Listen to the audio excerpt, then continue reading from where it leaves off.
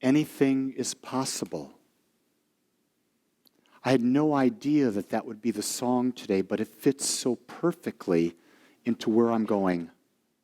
So I'm going to start with a quote from a teacher that I've come to love, Sadhguru. And Sadhguru says this: everything is spiritual if you are aware. Everything is material if you are unaware.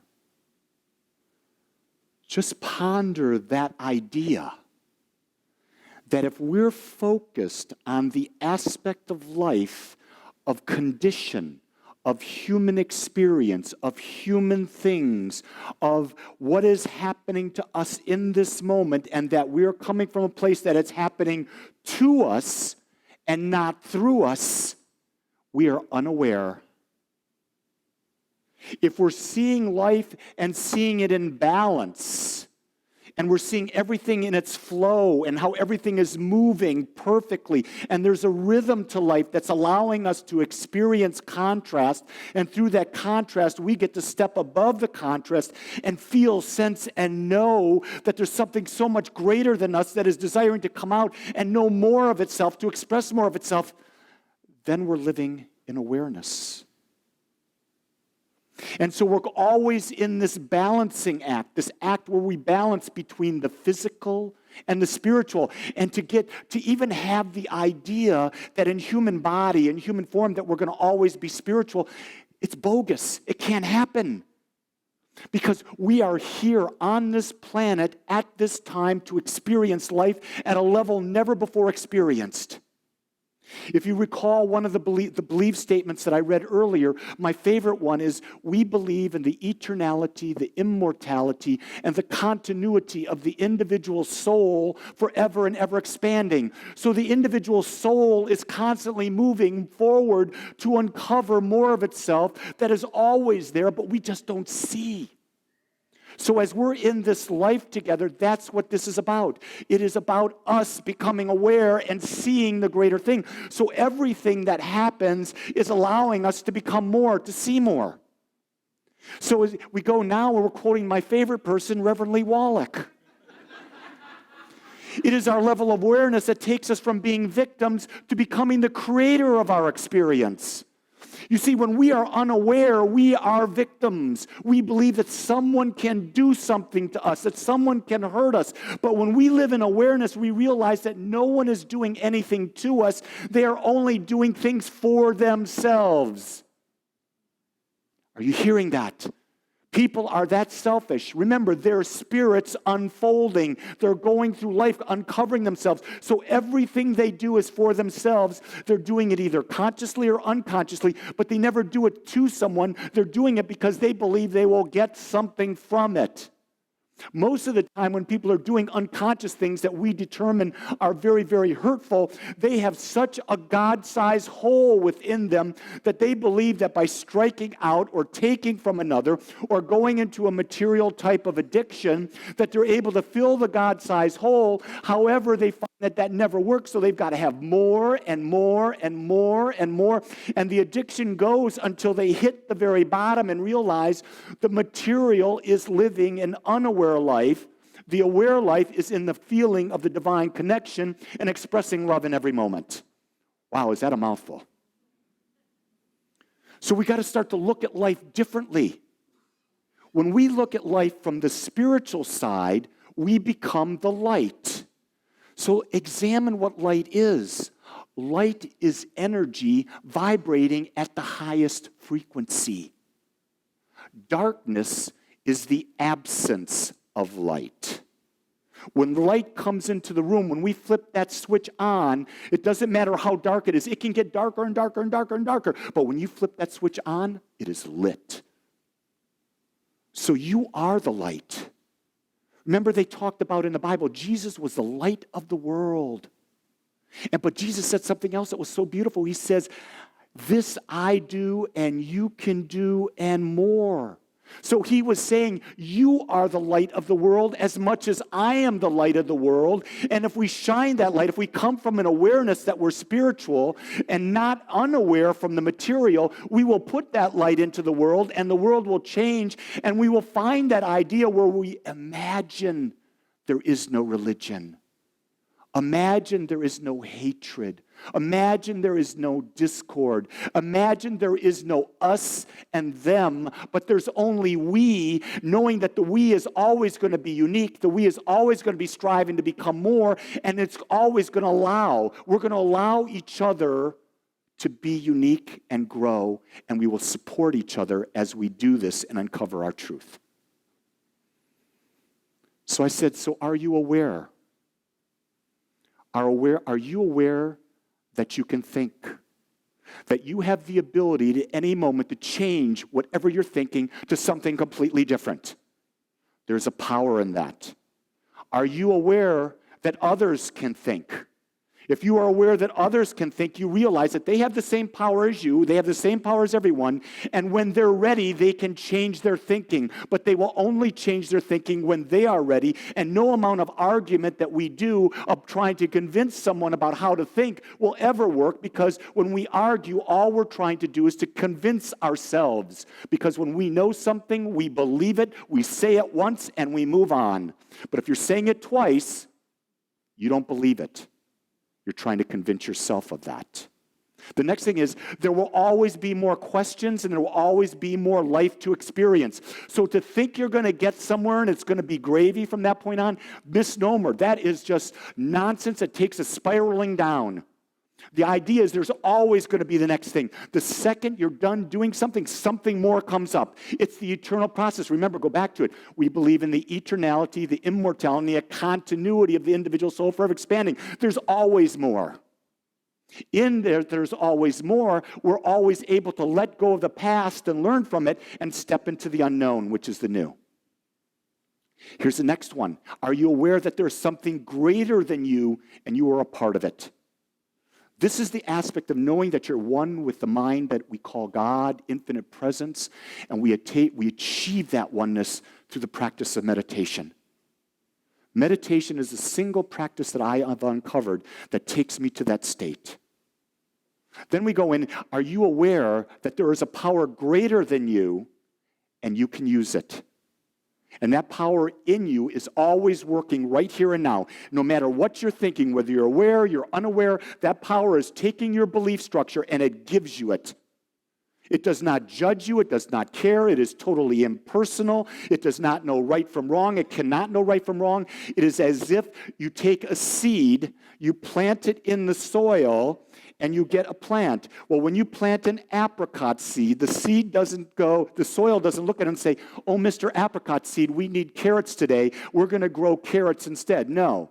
The soil always produces what is planted into it. Therefore, what we're talking about is that power within us is always going to mirror to us what our thought atmosphere is, because our thought atmosphere is a seed that's planted into this power that we call the law that is working through us. In Christian denominations, they call the law the Holy Spirit. That's that aspect. So when they talk about grace in the Christian form, they're talking about that within you, there's this Holy Spirit, this law that will always respond to the nature of your thinking, and you have the ability to change that thinking. And in changing that thinking, the Holy Spirit will demonstrate through you a new experience. So what we've done is we've taken this teaching that the Holy Spirit is outside, and we brought it to the true teaching of what Jesus was talking about. It is within us, and we can use it. Are you aware of what makes you unique? We talk about this all the time at Agape, that each of us has unique values that are particular only to us. And until we understand and learn our values, we're going to be living by the values of others, and we're not going to be authentic. We're not going to be real, and we're not going to have purpose in our life, and we're always going to have an empty void. This is the basic crux of being in human form, is knowing who you are. Are you aware of your inner purpose? If you don't know your values, then you can't determine your inner purpose. I'll say that right up front. You can't have an inner purpose without knowing your values. Your values form the basis from which your purpose comes forth. Are you aware of what you're thinking? Are you thinking about more love, more light? Or are you focused on what happened in the election? The election is an outside event. That's all it is. That's thinking as an unaware person, believing it's going to have consequences on you. I come back, and I've said this before, in 2008, $62 trillion disappeared from the economy, and you're all here, you're all living, and you're all thriving. It's the perspective, it's the awareness that you come into it that changes your experience. And collectively, if we share the same objective, we have a power that's beyond anything out there. Are you aware of what you're saying? Are your words in alignment with what you're thinking? Are your words in alignment with your purpose? Are your words in alignment with your value? You see, we almost need a spiritual chiropractor. Because I'm going to a chiropractor right now, and this chiropractor's got a thing where they're measuring me. Every time I go in and get adjusted, I'm being measured by this device that electronically throws right up on the screen what's happening at my spine at that moment. And they can tell if I'm more in alignment or out of alignment. Don't we really need to be doing that all the time? So what does that for us? What we're feeling. Our feelings, our emotions that are coming up in us are telling us if we're aligned or not. If we're feeling good, we're aligned. If we're feeling bad, we're not aligned. So we automatically have this feedback loop within us. The question is, are you aware? It's not that I'm feeling bad because they did that. No, I'm feeling bad because I'm out of alignment with what I believe. Then we come to where you align our doing. Are you doing what you think, what you feel, what you say, what your purpose is, and what your values are? And are you doing it knowing that you're free, that you're part of the oneness that is God, and that there's a power in you? You see, to be free, you know all these things, and then there's no doubt in your mind that you're free to change. You're free to experience. You're free to be unique. Here's another one. Are you aware of the people that are around you? Are you aware of the people that you've brought into your life? And are the people that are around you in your life, are they supporting you or are they challenging you? There's not a good or a bad here. I'm not saying get rid, but at times there's a point in our lives where the challenge is no longer worth the effort. And we don't have to do anything but just move to focusing on what we want. The second we focus on what we want, those people will no longer be in our lives. They'll go off and be in their own lives. It's that simple. People move in and they move out of your life. And this includes family members. Just because someone birthed you into existence does not mean you have to be with them for eternity in this human form. No, they birthed you into this existence, or they're a brother or sister, whatever. That's fine. They have their own unique path. You have your unique path. Your paths do not have to be tied. We've been taught that. That's a misnomer. We are free to choose who we're with and what we do with anyone we desire.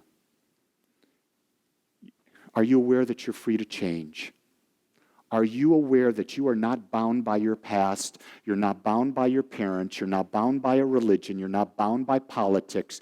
You are free because you've been given the greatest gift of all, and that's the power to think combined with the power of awareness.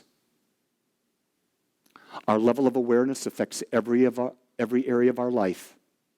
And I'll be so bold to say it's the only thing that matters. This is the journey that we talk about week in and week out at Agape. This idea of self-love. Self-love cannot occur until we become aware. And self-lovingness comes the more we become aware, the more we express that awareness, the more we share that awareness. You're here because there's something in your heart